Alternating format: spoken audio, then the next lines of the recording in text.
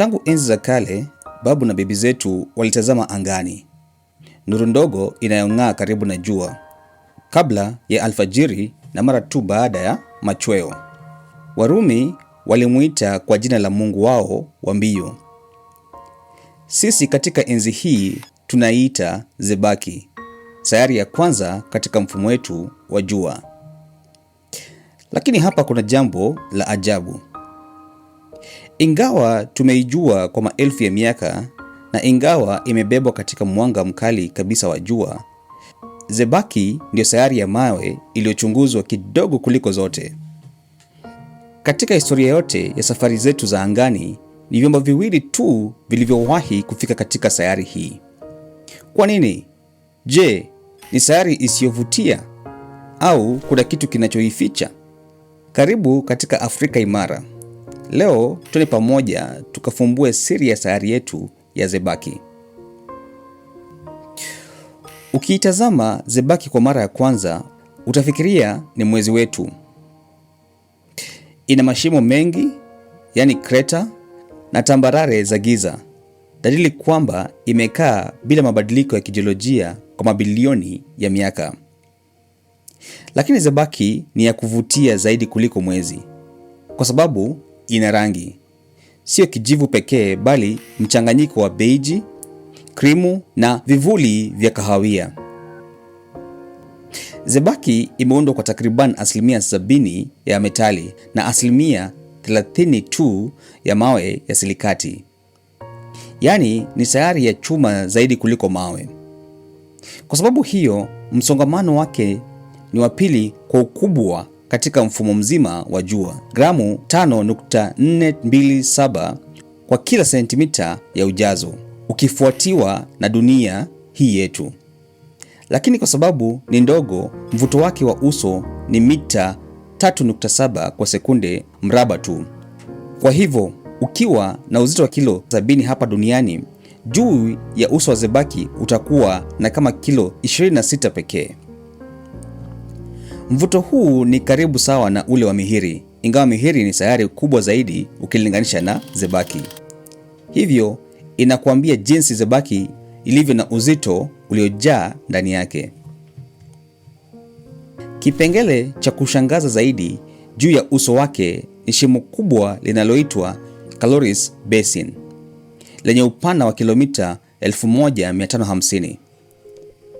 Pigo lililotengeneza shimo hili lilikuwa la nguvu kiasi cha kuzalisha milipuko ya lava na kuacha mduara wa mlima zaidi ya kilomita 2 kwenda juu. Sasa, vipi kuhusu joto? Hapa ndipo Zebaki inavyokuwa ya kipekee kabisa. Joto la uso wake linaweza kuanguka chini hadi nyuzi joto hasi 173 na kupanda hadi zaidi ya nyuzi joto 430. Hii ni sawa na joto la moto wa kuni unaowaka. Tofauti hiyo kubwa inatokea kwa sababu Zebaki haina anga la kuhifadhi joto. Upande unaoangalia jua unawaka, lakini upande wa giza ambao hauangalii jua unaganda haraka sana.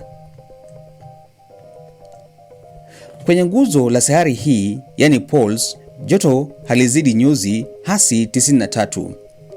Na ndani ya mashimo ya kina yaliyo gizani kabisa milele, kuna kitu ambacho hutarajii hata kidogo kwenye sayari hii ya moto, na hiyo ni barafu ya maji. NASA imethibitisha kuwepo kwa barafu kwenye nguzo za kaskazini iliyolindwa daima na mwanga wa jua. Inakadiriwa kuwa kuna kilo trilioni 1000 ya barafu pale. Jambo nililopenda zaidi kutokana na utafiti huu wa sayari hii ni mwendo wake.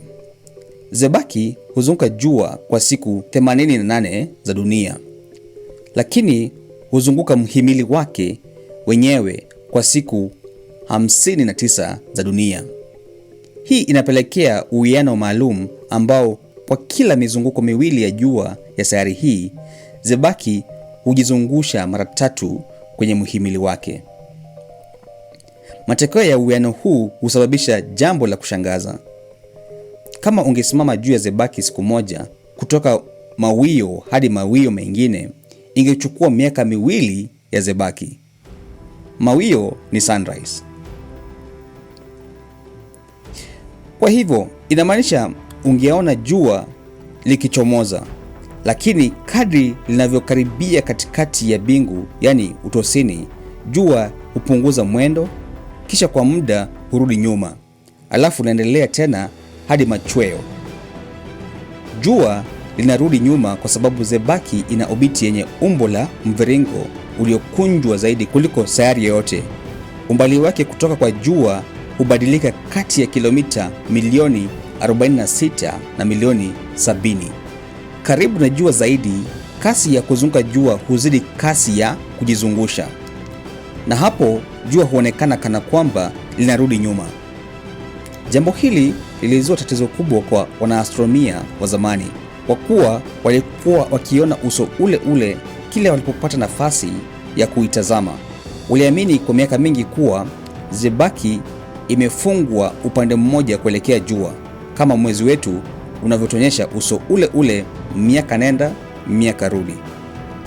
Ilikuwa ni rada, yani chombo kile cha rada pekee iliyofunua ukweli. Zebaki ilijizungusha tena kwa mtindo wa kipekee kabisa.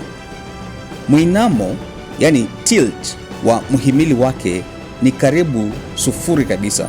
Ndio maana zebaki haina misimu kama tunavyofahamu hali ilivyo ya dunia hii, yani sayari hii yetu ya dunia. Je, zebaki ina anga? Si kweli kabisa.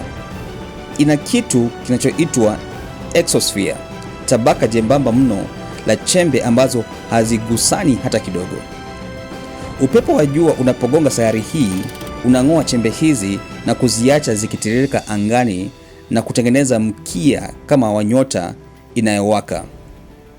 Ukisimama kwenye zebaki usiku, utaona mwanga hafifu wa manjano angani, kama mwanga wa taa za jiji.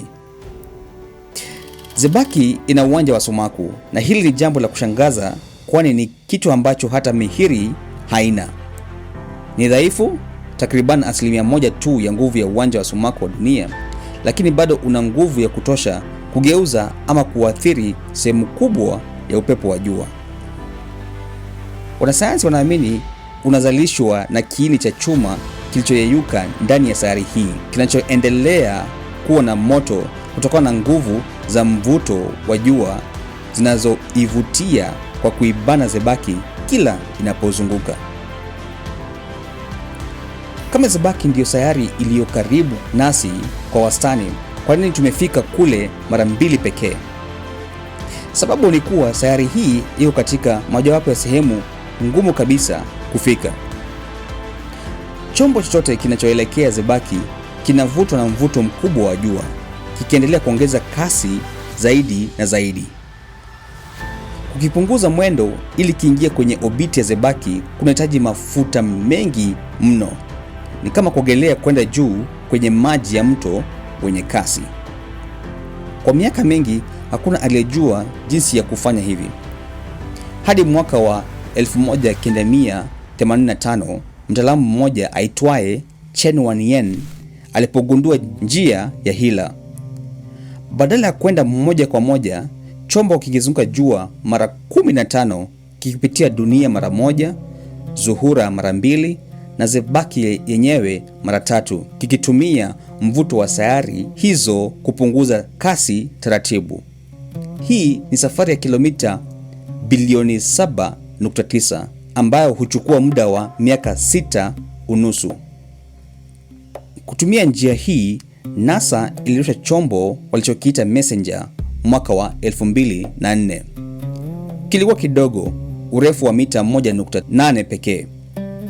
Baada ya safari ndefu ya hatari, ikiwemo wakati mmoja kilipoingia safe mode wakati wa kupita kwenye kivuli cha zebaki, na wanasayansi wakasubiri kwa saa 7 bila kujua kama kingerudi, hatimaye Messenger kiliingia kwenye obiti ya zebaki tarehe 11 Machi mwaka 2011. Matarajio yalikuwa picha 1000, lakini Messenger ilipiga zaidi ya picha 1200, ikatupatia ramani kamili ya zebaki kwa mara ya kwanza. Tarehe 30 Aprili mwaka 2015, mafuta yake yalipoisha, Messenger ilianguka juu ya uso wa Zebaki, kuashiria mwisho wa safari yake iliyodumu zaidi ya mwongo mmoja. Messenger ilifunua kuwa Zebaki haikuwa tulivu daima. Ilikuwa na milipuko ya volkano iliyojaza mashimo kwa lava, mito ya lava iliyotiririka kama maji, na hata majivu ya moto yalionyesha kutoka angani. Wanasayansi wa NASA waliita theluji ya moto yenye hasira. Pia kuna ushahidi kuwa Zebaki inazidi kupungua. Ikipoa, uso wake unakunjamana na kutengeneza miinuko mirefu. Kwa data ya Messenger, kipenyo cha Zebaki kimepungua kwa zaidi ya kilomita 14 tangu kuumbwa kwake. Hii ni zaidi ya ilivyotarajiwa. Lakini siri zinazovutia zaidi ni hizi mistari mirefu inayotoka kwenye baadhi ya mashimo, yani crater rays. Mwingine unatoka kwenye shimo liitwalo Hokusai, unaenea karibu kuizunguka sayari nzima. Na kumbuka, mzingo wa Zebaki ni kilomita 15,000.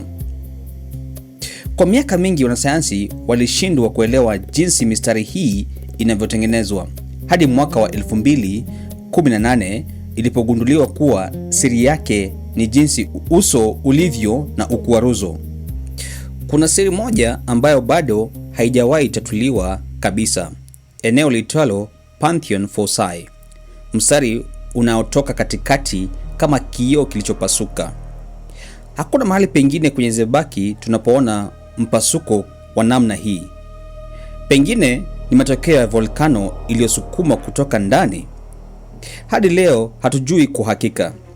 Habari njema ni kwamba hatutasubiri kwa muda mrefu kupata majibu.